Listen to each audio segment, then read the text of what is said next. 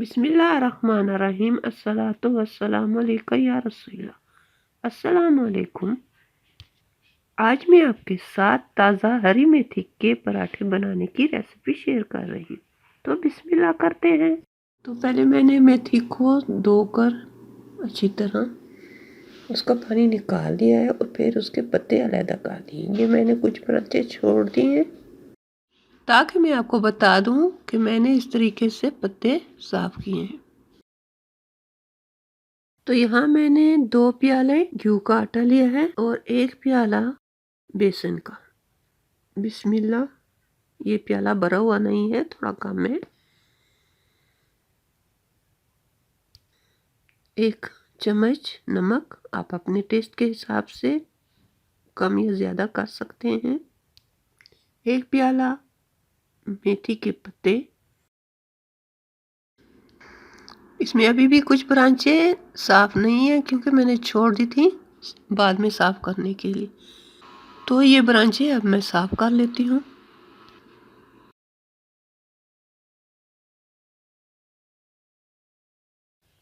तो अब इसमें हम मसाले ऐड करेंगे।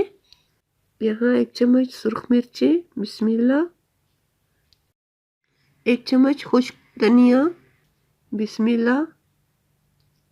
1 चम्मच मोटा ज़ीरा, 1 टीस्पून सौंफ, 1 टीस्पून खुश्क लहसुन पिसा हुआ पाउडर, आधा टीस्पून खुश्क अदरक, आधी टीस्पून अजवाइन, 1 टीस्पून हल्दी। ये अब अजवाइन और ज़ीरा जो है वो मैं हाथों से मसल कर ताकि इनकी खुशबू ज़्यादा हो जाए। ये मोटा ज़ीरा हाथों से क्रश कर दिया, बिस्मिल्लाह। और अजवाइन भी हाथों से उसी तरह थोड़ा मसल कर क्रश कर लेंगे, बिस्मिल्लाह। और 2 टेबल स्पून हरा धनिया, बिस्मिल्लाह।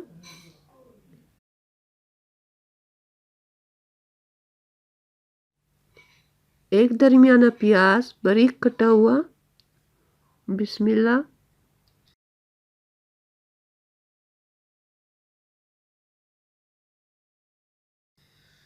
और 2 टेबल स्पून तेल। अगर आप घी डालना चाहें तो आप घी भी डाल सकते हैं क्योंकि इस तरह पराठे ज़्यादा सॉफ्ट बनेंगे।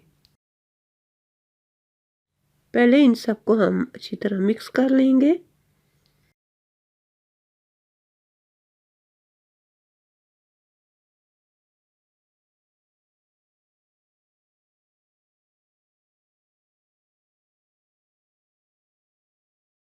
अब हम थोड़ा थोड़ा करके पानी ऐड कर देंगे, बिस्मिल्लाह।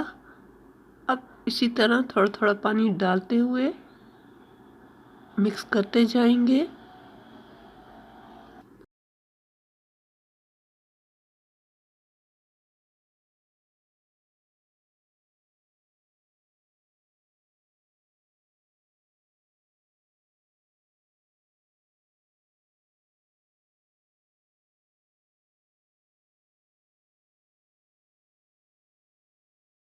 अब हमारा डो तैयार हो चुका है। ये देखें, ना बहुत सख्त है ना बहुत नरम है, मुतवसत है। अब इसे कवर करके 20 से 30 मिनट तक रेस्ट के लिए रख देंगे क्योंकि रेस्ट मिलने के बाद ये डो ज़्यादा सॉफ्ट हो जाएगा। पराठों को लगाने के लिए तेल 1 प्याले में डालकर एक तरफ रख देंगे। डो को देख लेते हैं। ये देखिए, अब डो तैयार है, सॉफ्ट हो चुका है। अब इसमें से कुछ डो लेकर पहले हमने खुश्की फैला दी है और खुश्की की मदद से इसको थोड़ा मल लेंगे और फिर इसके पेड़े काट लेंगे। पेड़े अपनी मर्ज़ी से आप छोटे या बड़े मीडियम जो साइज़ रखना चाहें रख सकते हैं। मैं मीडियम साइज़ रख रही हूँ। अब सब पेड़े तैयार हो चुके हैं। इन्हें कवर करके एक तरफ रख देना है और अब खुश्की से काम नहीं लेना। अब मैं तेल का इस्तेमाल करूँगी क्योंकि मैं पराठे बनाना चाहती हूँ। अब एक एक पेड़ को हमने लेकर बेलना है। अब मैं बगैर खुश्की लगाए पराठे तैयार करूँगी। तो किस तरह देखें, पहले खुश्की को साफ कर लिया। अब एक एक पेड़ को बेलकर हमने पराठे तैयार करने हैं। तो इस तरह पहले उंगलियों की मदद से तेल लगाकर हाथों से दबाकर इसे फैलाएंगे और फिर बेलन से बेलेंगे।